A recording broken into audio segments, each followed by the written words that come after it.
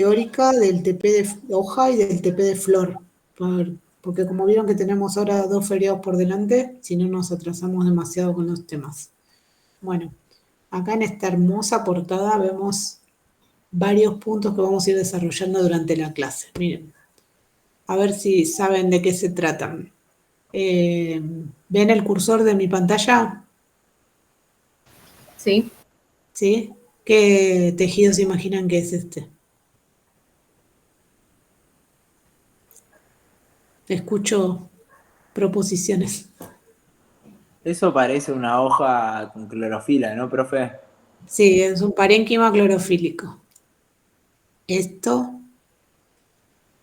Una hoja. una hoja.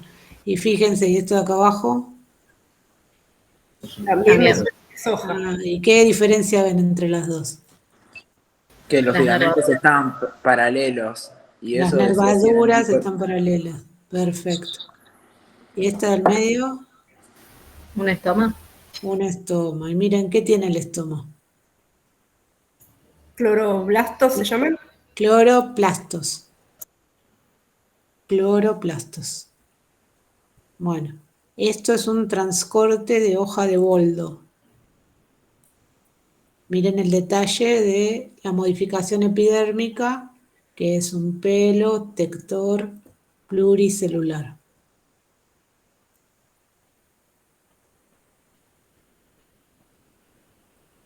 De tipo estrellado se llama. Bueno, fíjense. ¿Qué es eso, profe, dijiste? Esto es una modificación epidérmica que se llama pelo tector pluricelular estrellado. Ahora les voy a dar todas las modificaciones epidérmicas. Solo les estoy dando una breve introducción acá. Bueno, miren, este de acá es el transcorte de otra hoja. Las dos son transcorte de hoja de dicotiledonio estas. ¿Ven? Esta es de una especie vegetal, esta es de otra. Fíjense que este no tiene modificaciones epidérmicas. Lo que sí tiene acá arriba son estas células, por ahí no se dan cuenta, pero tiene papilas. Las epidermis papilosas tienen esta forma de chichoncitos, son las responsables del aspecto aterciopelado de la cáscara de los duraznos o de los pétalos de las rosas.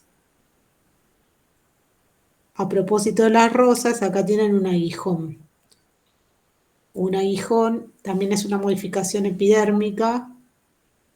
¿Y qué diferencia hay entre un aguijón y una espina? Que el aguijón tiene tejidos epidérmicos y subepidérmicos y no tiene tejido vascular, y las espinas sí tienen tejido vascular.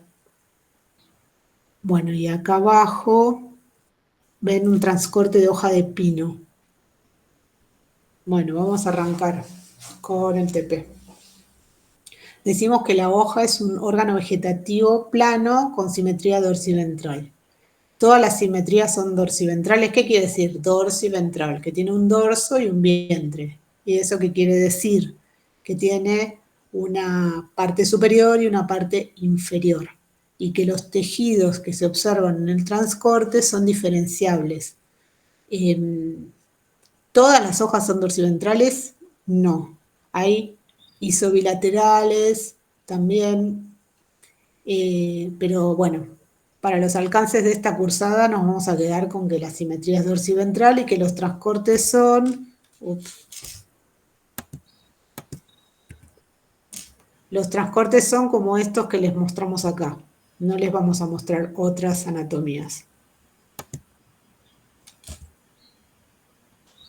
Bueno, ¿qué funciones tiene la hoja? Realizar fotosíntesis, intercambio gaseoso y transpiración. El intercambio gaseoso y la transpiración se realiza a través de los estomas. Miren las imágenes de acá abajo. El estoma, como les había dibujado en el pizarrón la semana pasada, tenía dos células oclusivas que limitaban una apertura u ostíolo. Rodeando la apertura, las paredes celulares celulósicas primarias se encuentran engrosadas a nivel del ostíolo. Y la apertura y cierre está regulada por la turgencia de estas células. Y la función de la fotosíntesis se lleva a cabo en el parénquima clorofílico o clorénquima, que son las células que tienen los cloroplastos. Acá hay un hermoso dibujito de los cloroplastos. En la imaginación de los investigadores, lo que realmente se ve por microscopía electrónica de transmisión es la imagen que observan debajo, que hay un tejido de sostén o estroma que rodea esos sáculos que contienen los tilacoides.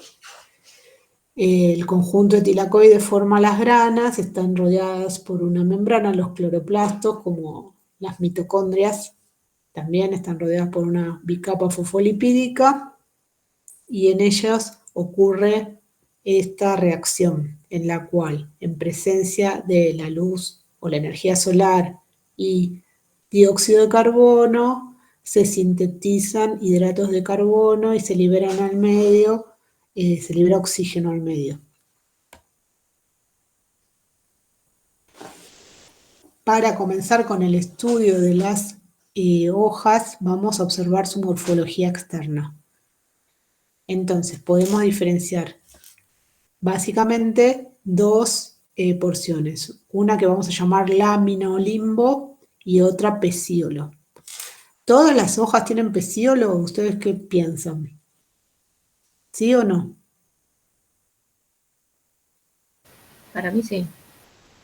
No. Hay hojas que no tienen pecíolo y se llaman sésiles o sentadas.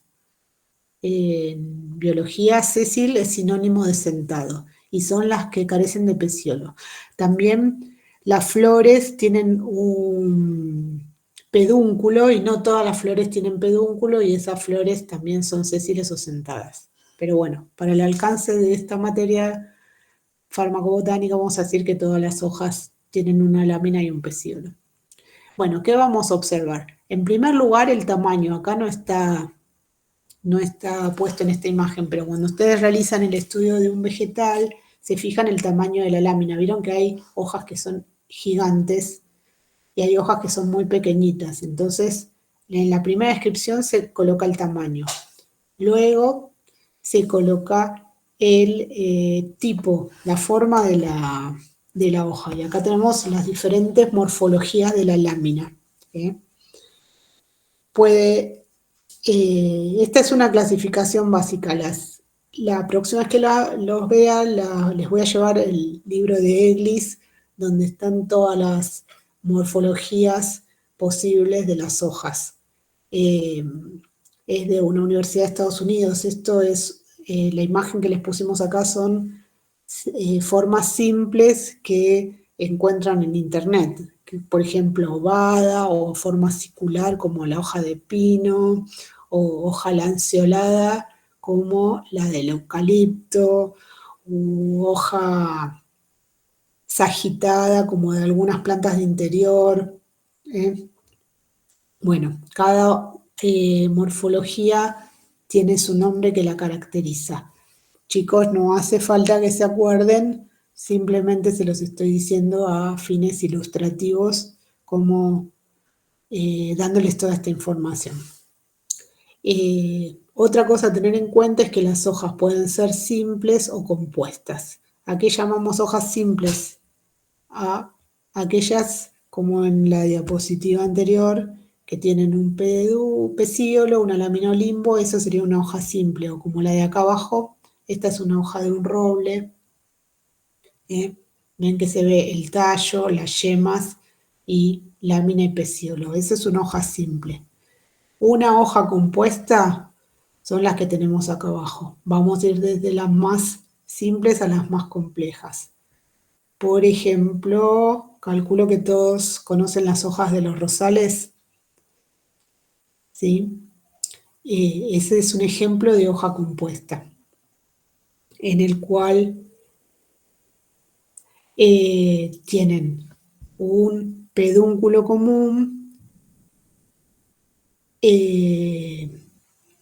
un pecíolo común que se ramifica y da otros pecíolos secundarios. a los que les llamamos peciolulos y hojas que llamamos foliolulos. Fíjense en esta hoja de palo borracho, ¿ven? Todo esto es una hoja. Ustedes podrían pensar que son 2, 4, 6 hojas diferentes, pero en realidad es una sola hoja compuesta. Y después fíjense en la terminación de las hojas. Estas son las hojas del jacarandá. Se llaman compuestas bipinnadas. ¿Por qué? Fíjense, este es el pecíolo que sostiene a toda la hoja. Todo esto es una sola hoja que a su vez está compuesta por hojas compuestas. ¿Ven? Entonces a cada porción de esta morfología le vamos a dar diferentes nombres. Vamos a decir que el pecíolo sostiene a toda la hoja compuesta bipinnada y que existe un raquis, que es la porción entre las diferentes foliolulos y folíolos. ¿Ven? Folíolo es conjunto de foliolulos. Los foliolulos están sostenidos por peciolulos insertos en un raquis secundario.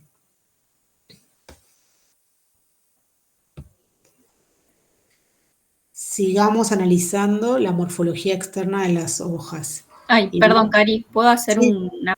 ¿Cómo diferenciarían o cómo se darían cuenta si estamos en una hoja compuesta?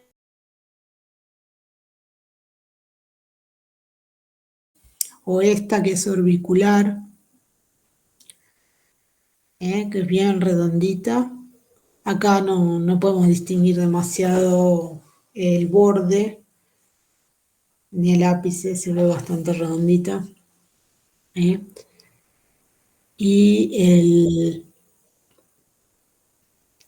el borde es entero.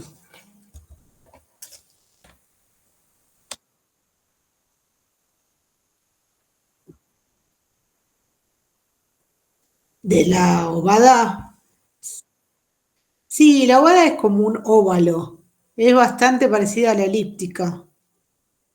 El ápice es agudo y la base también. ¿Sí? Y el borde es dentado. ¿Ves que es muy parecida a esta elíptica que se ve el borde entero? Pero el ápice y la base son muy parecidas. La de crotalaria.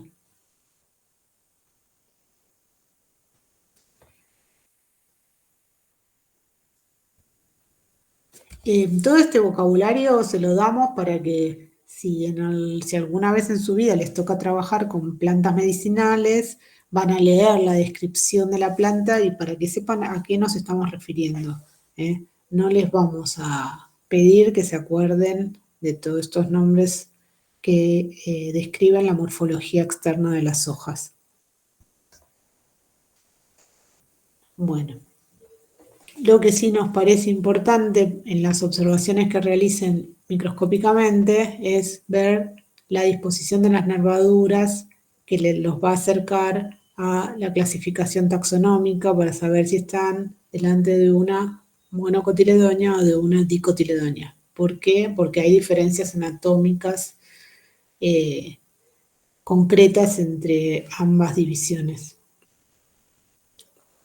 Bueno, acá hay varias fotografías de microscopía electrónica de barrido, vistas paradermales, son paralelas a la epidermis de diferentes hojas de especies de Flaveria. Flaveria es un género de la familia Asteraceae. Asteraceae es una de las familias con mayor número de representantes en todo el planeta.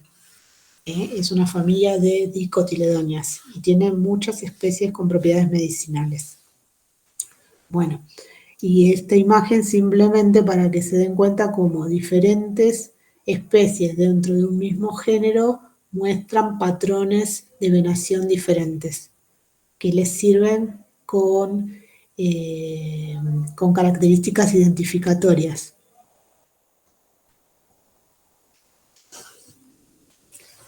Bueno, fíjense lo que les decía la profe Rocío, de las hojas que tienen una yema y que les permiten saber que son simples. ¿Ven? Esta hoja de tilo alterna podrían pensar que es una hoja compuesta, si no viesen las yemas. ¿Sí? Bueno, ¿cómo se disponen las hojas alrededor del tallo? Se pueden disponer en forma alterna, ¿ven? Una alterna a la otra, o en forma opuesta, desde un mismo punto, como en este ejemplo de pitanga, de un mismo punto salen dos hojas en forma opuesta. Otra disposición posible es que se dispongan formando una espiral o hélice. Es una variación de la disposición alterna. Y una variante de la disposición opuesta es la disposición decusada, que quiere decir que forman una cruz entre un plano y el que le sigue. Por ejemplo, Scutia buxifolia es una especie de la familia de Rhamnáceas con uso medicinal que tiene hojas opuestas y decusadas. Y existe otra disposición que es la verticilada, que quiere decir que a partir de un mismo punto, como en este ejemplo de la zona inferior izquierda, la rubia de Tintoreros tiene una disposición verticilada. Este tipo de disposición verticilada o espiralada también la vamos a tener en cuenta cuando analicemos las piezas florales que son hojas modificadas que se disponen en torno a un pedúnculo común. Bueno, después existen otros tipos de hojas diferentes de las que estuvimos viendo hasta ahora, que son hojas modificadas. Les había mostrado los aguijones en la presentación y se los diferenciaba de las espinas, que son hojas modificadas. Cuando hablamos de tallos subterráneos, habíamos hablado del ejemplo de la cebolla, del bulbo de la cebolla, donde el tallo era esta zona basal y lo que teníamos acá eran catáfilas, que son hojas modificadas. Esta sería una excepción porque estas hojas sí reservan almidón, pero son hojas subterráneas. Estas no cumplen con nada de todo lo que dijimos hasta ahora, no tienen cloroplastos, sería una excepción. El tema de las brácteas, como la bráctea de la cala o las brácteas verdes del girasol, son también hojas modificadas. Vamos a volver sobre ellas cuando veamos el TP de flor, ¿sí? En realidad, la cala, eso que ven en blanco, es una hoja modificada que rodea la espata, que es la inflorescencia. Bueno, después tienen también estípulas, son bastante frecuentes en el reino vegetal, la presencia de pequeñas hojitas modificadas rodeando los puntos de inserción entre las hojas y los tallos o entre los pedúnculos florales y las flores. Bracteolas, hojas modificadas que acompañan flores. Y las trampas insectívoras. Las trampas insectívoras son hojas modificadas de las que llamamos plantas carnívoras, ¿sí? Ustedes por ahí recuerdan las plantas carnívoras de las películas de terror, no sé si alguna vez vieron. Bueno, en realidad son hojas modificadas muy pequeñas, lo que hacen es atrapar pequeños insectos, las utilizan como fuente de nitrógeno. Estas hojas modificadas son sensibles a la presencia del insecto, se cierran, liberan enzimas proteolíticas y digieren a ese insecto y se alimentan de él. Principalmente obtienen nitrógeno. Bueno, acá pueden observar la morfología interna de un transcorte de hoja de dicotiledonia. Es bastante similar este transcorte al que vamos a observar en la semana próxima que nos veamos, que va a ser un transcorte de hoja de laurel. Bueno, ¿qué tejidos podemos observar? Esto es lo que yo, si estuviese en la clase, les dibujaría. En la guía que está subida en el campus, tienen el dibujito. Entonces, vamos a ver una cosa. ¿Recuerdan cuando vimos tallo? Habíamos hablado de que el tejido floemático estaba por fuera y el tejido cilemático estaba por dentro. ¿Lo recuerdan? Me dicen que sí o que no. Sí, sí, profe. ¿Sí? Sí, profe. Bueno, entonces ahora quiero que se imaginen que por dentro tienen lo rojo, que era el xilema, y por fuera tienen lo azul, que era el floema. Ahora giran para dar una hoja. Ustedes son la planta y giran para generar la hoja. ¿Para dónde queda mirando el xilema, lo rojo, y para dónde queda mirando el floema, lo azul? ¿El xilema queda para arriba o para abajo? Para Para abajo. arriba, profe. Para arriba queda, chicos. ¿Vamos de nuevo? ¿Se los repito? ¿Sí o no? ¿Lo repito? ¿O lo entendieron? No, por favor, repita. Bueno, vamos de nuevo. Imagínate un círculo. Adentro de ese círculo tenés xilema, lo rojo, y afuera tenés azul, lo que representa el floema. Entonces, de ese círculo sale una rama.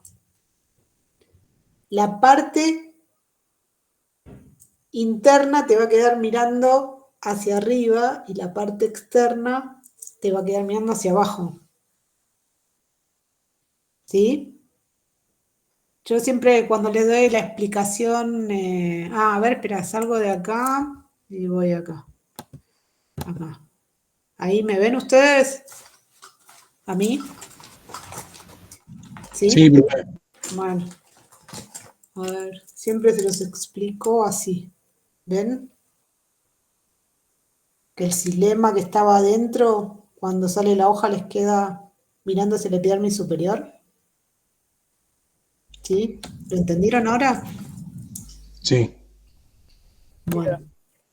Entonces acá tienen el haz vascular.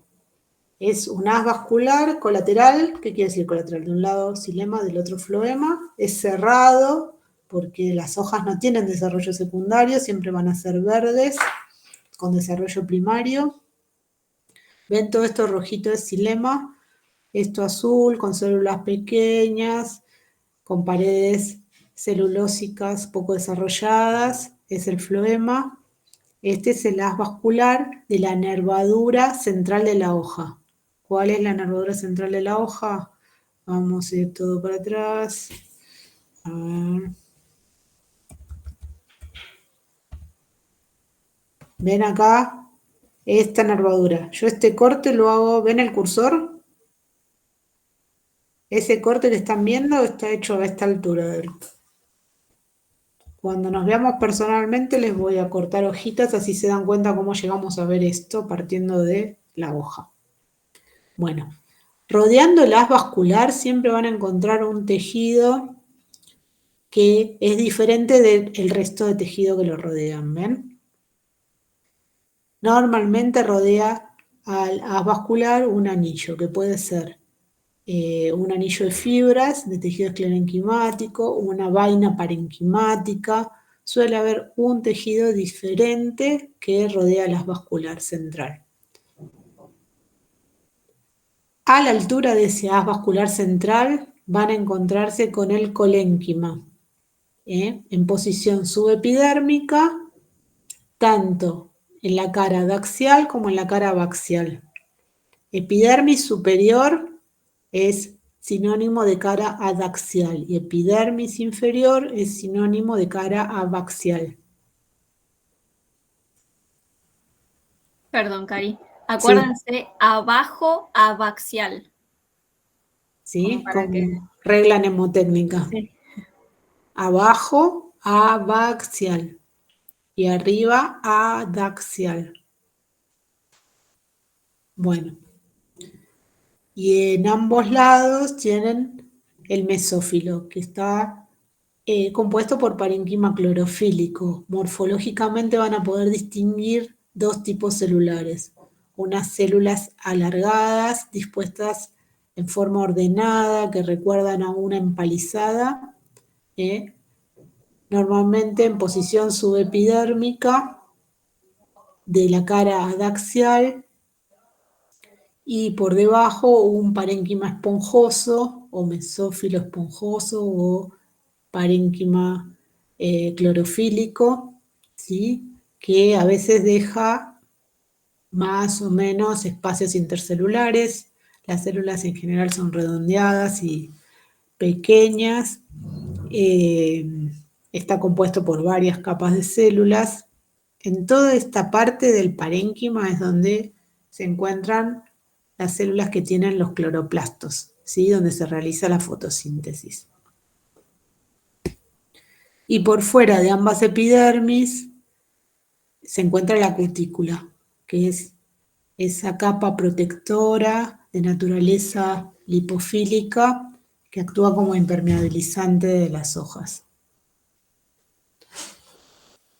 Y acá tenemos, para que vean cómo pueden diferenciar distintos vegetales de acuerdo a los transcortes, un transcorte de hoja de pinófita, ¿sí?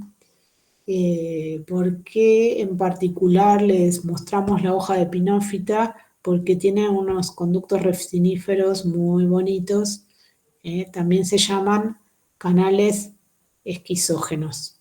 Son estructuras de secreción interna. ¿Se acuerdan que la semana pasada vimos los tubos laticíferos? ¿Sí? Sacaron lindas fotos. Eran esas células alargadas que tenían como un contenido que normalmente acompañaban al tejido flemático.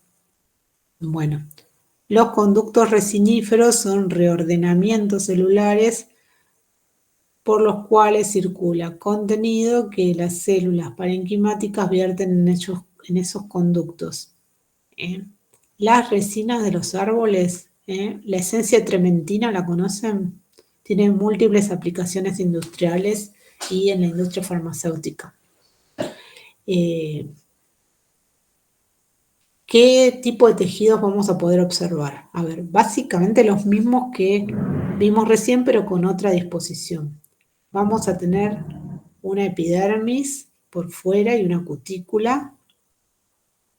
Hipodermis llamamos siempre a todos los tejidos que se encuentran por debajo y en general suele ser de naturaleza colenquimatosa. Después acá no van a diferenciar un parénquima esponjoso y en empalizada, como en la hoja de Magnoliófita dicotiledonea. Van a ver un parénquima clorofílico con unas células pequeñitas. Se ve mucho contenido celular en este transcorte.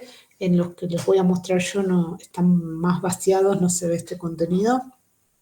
Ven que se ven células celestes y células rojas. En la que les voy a mostrar yo se ven todas celestes. Está vaciado.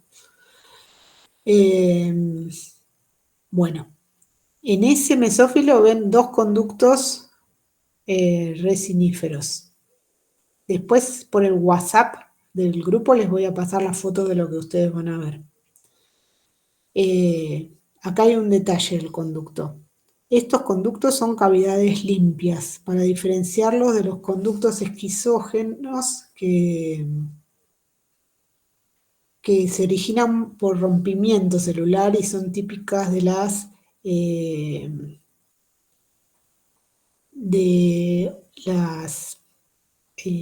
del limón, la mandarina, ¿cómo se llama? De los cítricos, que tienen otro tipo de estructura de secreción interna. Bueno, endodermis, ¿se acuerdan en esos cuadros que les mostraba? Yo les decía que endodermis era un tejido que iban a encontrar en raíces primarias, en tallos subterráneos y en hojas de pinófitas. Acá está la capita de endodermis, que está rodeando un tejido de transfusión donde se encuentra el haz vascular. Se ven dos haces vasculares acá. Las hojas de pino tienen forma de aguja acicular. A ver si les puedo mostrar acá. ¿Tenemos hoja de pino? Sí, acá, circular. ¿Ven? Ven que es muy distinta la hoja de pino de todas las demás. Bueno, en el transcorte también es muy distinto a todos los demás transcortes. ¿Sí? Bueno, y el tipo de análisis farmacobotánicos que podamos efectuar a partir de las hojas va a depender del material del que dispongamos. Si la hoja está en polvo, sobre ella vamos a poder efectuar reacciones histoquímicas. ¿Qué sustancias ergásticas van a poder encontrar en una hoja en polvo?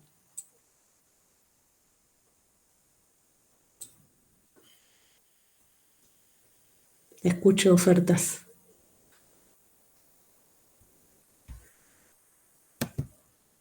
A ver, ¿qué van a buscar? ¿Se acuerdan cuáles eran las sustancias ergásticas? Almidón, lípidos. Sí. Bueno, almidón vamos a encontrar en un polvo de No, hoja. profe. No, No. almidón no. A lo sumo, cloroplastos. Sí, cloroplastos podemos encontrar. ¿Y qué más podemos encontrar? A ver. ¿Lípidos?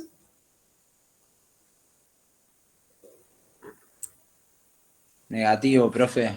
No, lípidos positivos. Lípidos podés encontrar en casi todos lados. De hecho, muchas de las plantas medicinales tienen aceites esenciales que son los responsables de sus efectos medicinales y son lípidos y están en las hojas. Por ejemplo, la menta. Todos seguramente se cepillan los dientes con pastas dentales que tienen mentol. El mentol sale de la hoja de la menta. Están los pelos glandulares en las modificaciones epidérmicas de las hojas. ¿Sí?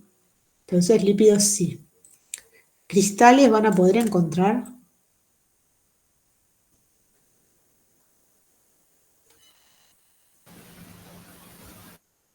Sí, puede ser. Sí, cristales sí, muy bien. Vamos a hacer una cosa, vamos a seguir mirando qué es lo que se observa en los disociados de diferentes hojas medicinales y después vamos a volver sobre esta imagen y así me van a poder decir con mayor fluidez qué pueden encontrar o no en los disociados, en los polvos o en los disociados de hojas. Bueno, son dos fotos efectuadas realizando la técnica de Melkatfe. Es una técnica en la cual se separa la epidermis de los demás tejidos. Se colocan las hojas en una solución que la ablande y simplemente se raspa del lado de la epidermis inferior con una Gillette y se separa la epidermis superior. ¿Esto por qué se puede hacer? Porque la epidermis tiene la cutícula y tiene la laminilla media que mantiene unidos el tejido en forma bastante consistente. Y acá tienen la imagen de la técnica realizada por nosotros en el laboratorio que coincide con la que obtuvimos a través de internet que les pusimos al principio de esta presentación. Bueno.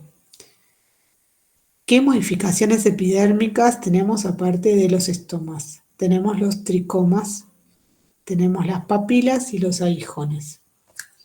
¿Cómo podemos clasificar a los tricomas? Tricomas es un nombre en sentido amplio, incluye todo, pelos, papilas y aguijones. Podemos utilizar la palabra tricoma como sinónimo de pelo, pero bueno, tenemos los pelos tectores y los pelos secretores. Los pelos secretores pueden ser glandulares o no glandulares y también pueden tener diferente cantidad de células en las diferentes partes del pelo. Y los tectores unicelulares o pluricelulares. Dentro de los unicelulares tenemos los pelos simples, como esta foto está acá, que es por ejemplo el pelo de la hoja de té. Y acá en la figura E tienen no, este es un pelo glandular, no, acá no tiene ningún simple. Bueno, este es uno simple. Y ramificados. estrellados, dendroides o malpigiáceos. Ahora los vamos a ir viendo la morfología de cada uno de ellos en las sucesivas diapositivas. Y los pluricelulares, que pueden ser simples o ramificados, y a su vez los ramificados pueden ser dendroides o estrellados. Y dentro de los secretores no glandulares tienen los urticantes, como el pelo urticante de la ortiga. Cuando lleguemos a la imagen de ortiga les muestro las características. Las papilas, que ya les hablé al principio, que son modificaciones que le dan el carácter aterciopelado a los pétalos de la rosa, por ejemplo, y los aguijones como los del palo borracho. Bueno, una planta medicinal que seguramente todos ustedes alguna vez habrán tomado un tecito de boldo como digestivo. Esta es la observación macroscópica del vegetal. ¿Ven? Si tuviesen que definir esta hoja, dirían que es una hoja simple de forma elíptica, el borde es entero, el ápice es redondeado, la base es aguda, ¿sí?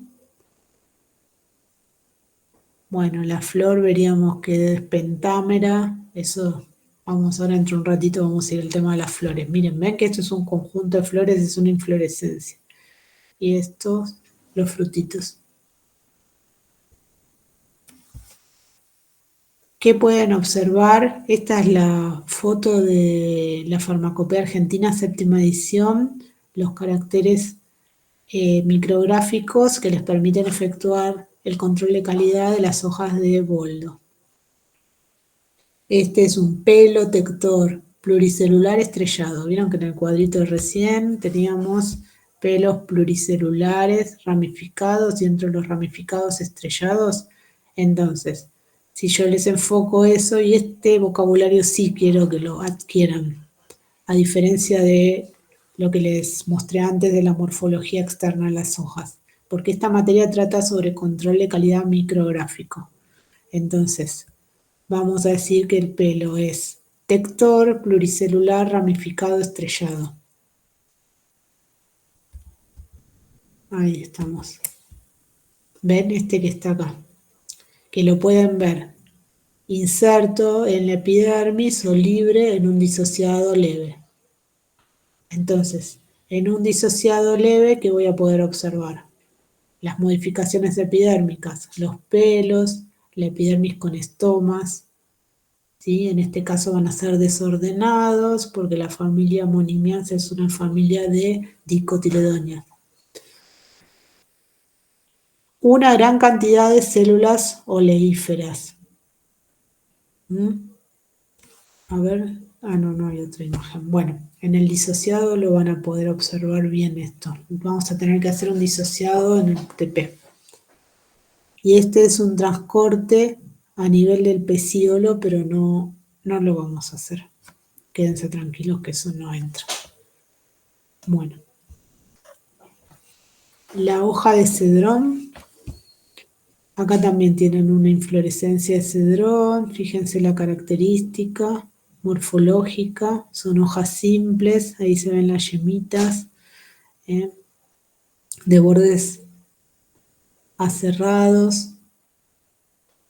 Se emplean como digestivas y como sedantes. Muchas veces la presencia de hojas de cedrón en mezclas de drogas vegetales, a las mezclas se las denomina tisanas. Por ejemplo, si ustedes consumen una tisana laxante y encuentran hojas de cedrón, ¿qué fines piensan que persigue el productor de esa tisana añadiéndole hojas de cedrón u hojas de menta a una tisana que tiene otra función totalmente diferente? ¿Entendieron la pregunta? Sí, que sea digestivo o como es así para calmar, digamos, también algún problema digestivo. No, a veces, vieron que en todos los medicamentos ustedes ¿qué agregan? En los jarabes, en pediatría en general. ¿Como un excipiente más? Un excipiente, y los excipientes a veces no les mejoran las características organolépticas, Sí, como el sabor. como el sabor. Exactamente. Entonces, por ejemplo, en una tisana sedante que tiene valeriana, que la valeriana huele muy, muy feo, eh, el agregado de cedrón o menta se utiliza como corrector del sabor, ¿sí? El Como cedrón si es fuese, medio limonado, algo así. claro, es bastante agradable, ¿sí? Tiene un aroma cítrico. Bueno, volvemos a la presentación. Bueno, Aloysia citrodora pertenece a la familia de las verbenáceas y crece en nuestro país, en la zona de Córdoba. Se encuentra también un poco más al oeste. ¿Y qué podemos observar en este disociado? Este es el transcorte. Ven que se respetan las características morfológicas que les describí en el transcorte de la presencia de un tejido diferente. En este caso tiene un anillo esclerenquimático rodeando la vascular central a la altura de la vena media. Tiene colénquima en posición subepidérmica a nivel de la epidermis adaxial y de la epidermis abaxial. El parénquima en empalizada y el parénquima esponjoso, el lugar donde se realiza la fotosíntesis. ¿Sí? Y bueno, y en la epidermis inferior, fíjense todos los pelitos glandulares estos, que son estos que están acá. Bueno, ¿cómo son los pelos glandulares? Son estructuras de secreción. Vamos de nuevo para atrás a la clasificación de pelos. Ven que dijimos pelos secretores, pelos glandulares. ¿Sí? Lo ven el cursor, ¿no? Medio perdida, no lo llevo a ver bien. Ahí sí, ahora sí. Ahora sí. Bueno, acá el pelo glandular, sí. Bueno, fíjense toda esta cabezuela ensanchada. Eso es la cutícula. Desde la célula del pelo se liberan los aceites esenciales y quedan retenidos a la altura de la cutícula. ¿Sí? Y acá en el transcorte los ven aquí abajo. Después tiene otros pelos cistolíticos. Estos pelos cistolíticos son pelos tectores simples unicelulares. Vamos a nueva clasificación de los pelos. Acá. Pelos tectores unicelulares simples, los cistolíticos. Este es el ejemplo. ¿Sí? ¿Qué tiene dentro? Una concreción de carbonato de calcio. ¿Se acuerdan que había 3 tipos de cristales? Los de oxalato, los de carbonato y después tenían concreciones de sílice. Bueno, las concreciones de carbonato y el sílice estaban relacionadas con tejidos epidérmicos. Se pueden encontrar en hojas y en tallos primarios. ¿Sí? Bueno, este es un ejemplo de la concreción de carbonato de calcio. ¿Qué reacción histoquímica pueden realizar para evidenciar que la concreción se trata de carbonato de calcio? Si le agregan una solución de ácido clorhídrico diluida, clorhídrico 2 normal, por ejemplo, el carbonato de calcio se disuelve liberando dióxido y aparece un burbujeo. ¿Sí?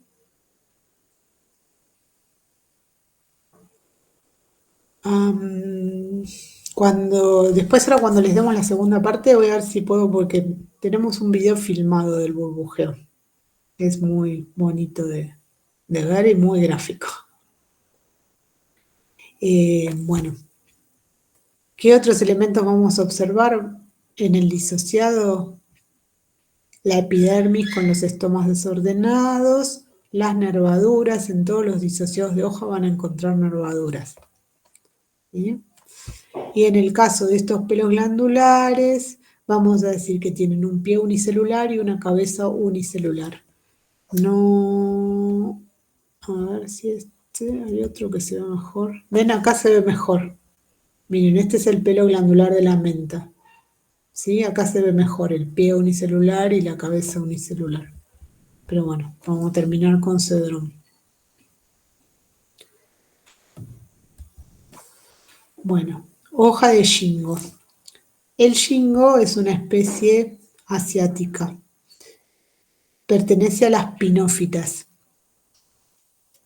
Se dice que es un fósil viviente porque es una de los árboles más antiguos que permanecen en la actualidad, ¿sí? En la escala evolutiva.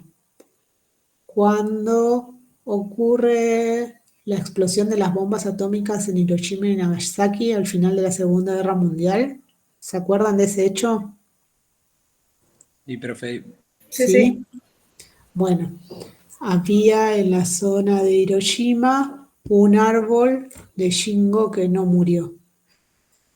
Fue la única especie vegetal que sobrevivió a la explosión de la bomba atómica. A partir de allí, el pueblo japonés ofrece semillas de Ginkgo como una señal de resiliencia y hermandad de los pueblos. Como que a pesar de todo hay algo que nunca muere. Este hecho también suscitó el interés de la comunidad científica en las propiedades medicinales de Ginkgo. Actualmente se comercializa en forma de cápsulas como vasodilatador periférico y existen estudios clínicos que se están llevando adelante para el tratamiento de enfermedades neurodegenerativas tales como el Alzheimer. ¿Sí? Las hojas tienen esta forma que se denomina flambeada. Los frutos no son tales, son semillas recubiertas de un arilo carnoso, porque, como les dije, Ginkgo pertenece a la división, a la clase de las pinófitas, y las pinófitas no tienen flores y frutos verdaderos. Esta excrescencia carnosa es un arilo que rodea la semilla, que tiene butirato. Si ustedes viven en algún barrio donde crezcan árboles de Ginkgo, que son bastante frecuentes acá en Buenos Aires, en la época en que dan las semillas, cuando caen al suelo, desprenden un olor muy nauseabundo, porque son ricas en butiratos, ¿sí?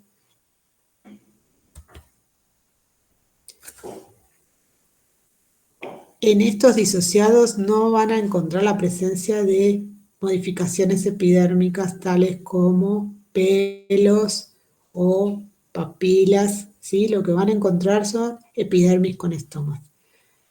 Van a poder ver la epidermis superior y la epidermis inferior. Muchas veces las características morfológicas de ambas epidermis son distintas. ¿Ven? La epidermis, esta que tiene células sinuosas, la de la letra C, está representada en esta foto. No tiene estomas. ¿Qué pasa? Muchas veces las plantas en la epidermis inferior no desarrollan estomas y sí los tienen, y en abundante cantidad en la epidermis inferior. ¿Por qué hacen esto las plantas? Para protegerse de la evaporación excesiva cuando los rayos de sol inciden sobre la epidermis superior. Entonces, una forma de protección es que la mayoría de los estomas se encuentren del lado de la epidermis que no está expuesta directamente al sol. Fíjense la característica morfológica de la epidermis inferior. En este caso, las células son más rectilíneas, no son tan sinuosas.